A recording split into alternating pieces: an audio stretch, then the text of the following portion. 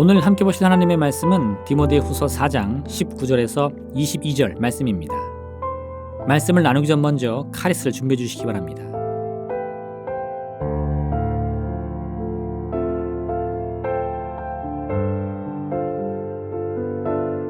브리스가와 아골라와 및 오네시보로의 집에 문안하라. 에라스도는 고린도에 머물렀고 드로비모는 병듦으로 밀레도에 두었노니 겨울 전에 너는 어서 오라. 으블로와 부데와 리노와 글라우디아와 모든 형제가 다 내게 문안하느니라. 나는 주께서 내 심령에 함께 계시기를 바라노니 은혜가 너희와 함께 있을지어다. 아멘.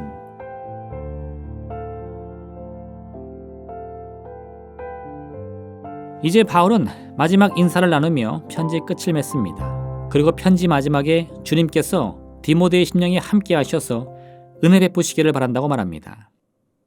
바울이 디모데에게 편지를 쓴 이유는 무엇일까요?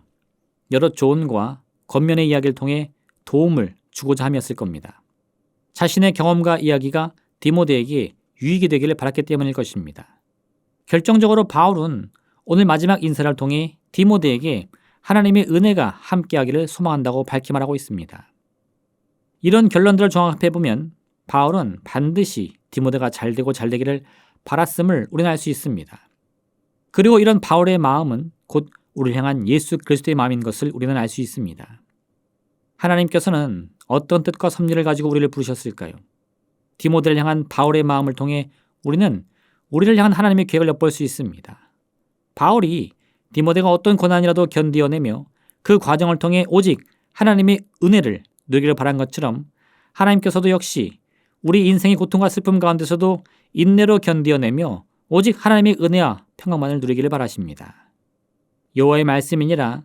너희를 향한 나의 생각을 내가 아나니 평안이요 재앙이 아니니라.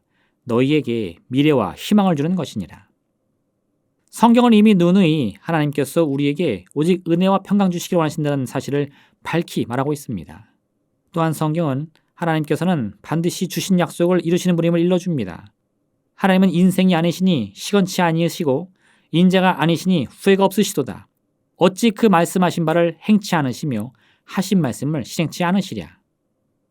따라서 우리는 어떠한 순간에도 우리를 향한 하나님의 뜻은 변하지 않으며 설령 우리 자신의 나약함이나 어리석음 때문에 잠시 잠깐 우리가 잘못된 길로 빠지더라도 하나님께서는 반드시 우리를 지켜 바른 길로 인도해 주시는 분이심을 믿어야 합니다. 창세기 1장 28절은 하나님께서 처음으로 우리 인간을 창조하신 후에 주신 말씀을 담고 있습니다. 하나님이 그들에게 복을 주시며 하나님이 그들에게 이르시되 생육하고 번성하여 땅에 충만하라. 땅을 정복하라. 바다의 물고기와 하늘의 새와 땅에 움직이는 모든 생물을 다스리라 하시니라. 이 말씀은 인간이 창조된 직후 주어진 첫 번째 말씀으로 하나님께서 우리 인간을 창조하신 목적이 무엇인지 나타내고 있습니다. 하나님은 인간이 인생의 고통과 슬픔 속에 살도록 하기 위함이 아니라 하나님의 은혜와 축복 속에서 번성하는 삶을 살도록 하기 위해 창조하신 것입니다. 비록 인간은 그 교만과 어리석음으로 뱀의 유혹에 빠져 하나님을 배신했지만 인류를 향한 하나님의 뜻은 결코 변하지 않았습니다. 하나님께서는 여전히 우리를 사랑하시며 우리에게 복 주기를 원하십니다. 내가 반드시 너에게 복 주고 복 주며 너를 번성케 하고 번성케 하리라. 그러니 우리가 하나님의 은혜를 누리며 평안하게 행복하게 사는 것은 우리 욕심만이 아니요 우리를 향한 하나님의 섭리인 것입니다. 하나님은 우리 모두가 행복한 삶을 살길 바라십니다. 때론 인생의 문제를 만나더라도 그것으로 내 낙심할 것이 아니라 인내로 극복하여 승리하기를 바라시는 것입니다.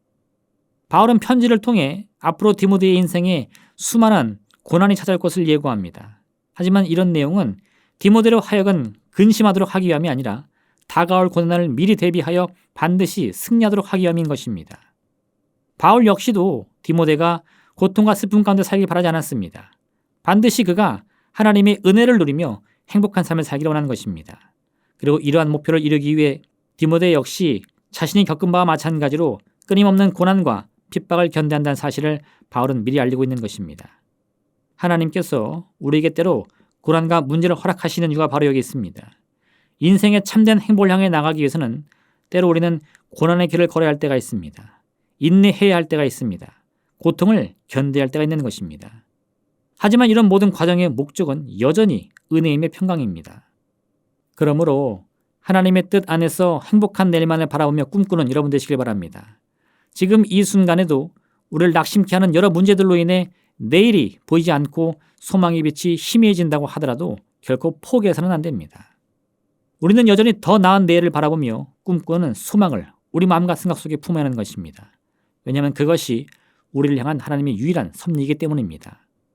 인생의 가장 힘든 순간이라고 느껴지더라도 이 점을 꼭 기억하시길 바랍니다. 하나님은 우리가 반드시 행복하길 원하십니다. 그러니 고난해지는 것은 결코 하나님의 뜻일 리가 없습니다. 육신의 질병으로 고통받는 것은 하나님의 뜻이 아닙니다. 하나님의 뜻은 변하지 않습니다. 하나님은 주신 약속을 반드시 이뤄주십니다. 이러한 선언이야말로 우리에게는 복음이요 능력이 되는 것입니다. 여리고의 성벽을 직접 목격한 여호수아와 갈렙은 자신들의 실력 때문이 아닌 하나님의 약속의 말씀을 믿고 함께 싸우기를 결심합니다.